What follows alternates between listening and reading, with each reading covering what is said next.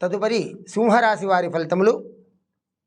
మఖా నక్షత్రంలో 4 పాదములు, పుబ్బా నక్షత్రంలో 4 పాదములు, ఉత్తరా నక్షత్రంలో 1 పాదము ఈ సింహరాశిలోనికి వస్తాయి.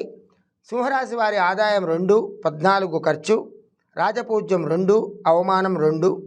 గురుడు ఈ సంవత్సరం ఉగాది నుండి 1/5/2024 వరకు మేషరాశిలో 9వ స్థానమై శుభుడైనందువలన స్త్రీ రాశులకు సంబంధించిన సమస్యలు పరిష్కరింపబడతాయి. నూతన గృహ కార్యాలపై శ్రద్ధ వహిస్తారు. ఆకస్మిక ధనలాభంతో ఆనందిస్తారు. బంధుమిత్రులతో కలిసి విందులు వినోదాల్లో పాల్గొంటారు. దైవ దర్శనం చేసుకుంటారు. భక్తి శ్రద్ధలు అధికమవుతాయి.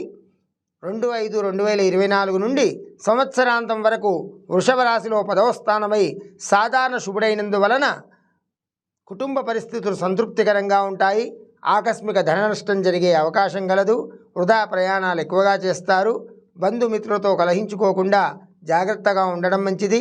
వృత్తి ఉద్యోగ రంగాల్లో సహనం వహించక తప్పదు. శని ఈ సంవత్సరం ఉగాది నుండి సంవత్సరాంతం వరకు కుంభరాశిలో 7వ స్థానమై శుభుడై ఉన్నందువలన విదేశీయాన ప్రయత్నం సులభంగా నెరవేరుతుంది. మనోవిచారాన్ని పొందుతారు.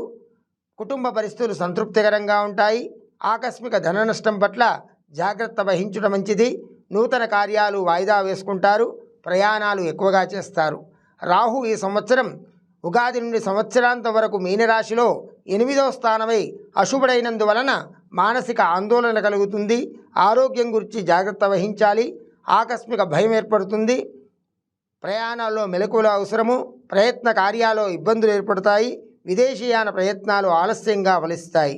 కేతువు ఈ సంవత్సరము ఉగాది నుండి సంవత్సరాంతం వరకు కన్యారాశిలో 2వ స్థానమై ఉన్నందువలన సాధారణ శుభస్థితిని చూపిస్తున్నారు. కుటుంబ పరిస్థితులు సంతృప్తికరంగా ఉంటాయి. ఆకస్మిక ధనలాభంతో రుణ బాధలు తొలుగుతాయి. సమాజంలో మంచి పేరు సంపాదిస్తారు. ఇతరులు మిమ్మల్ని ఆదర్శంగా తీసుకుంటూ కృషి చేస్తారు. స్త్రీలు బంధుమిత్రులను కలుస్తారు.